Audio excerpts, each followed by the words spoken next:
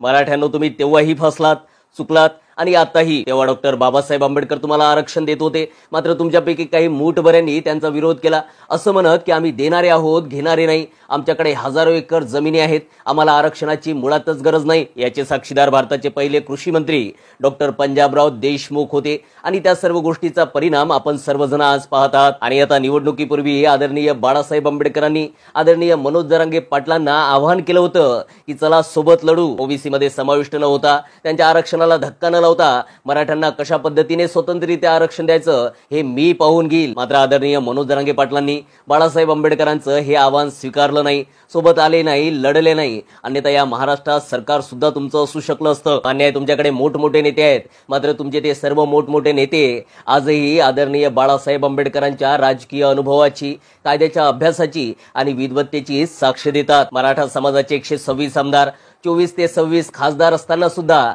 आज मुंबईमध्ये आंदोलकांसाठी असलेली रसद बंद केली जाते, शौचालय बंद केल्या जातात, पाण्याची व्यवस्था बंद केली जाते, हॉटेल्स बंद केल्या जातात. मग आता तुम्ही विश्वास कुणावर ठेवताय? त्याही वेळी आंबेडकर होते, आताही आंबेडकर आहेत. गरज आहे तुमच्या विश्वास ठेवण्याची.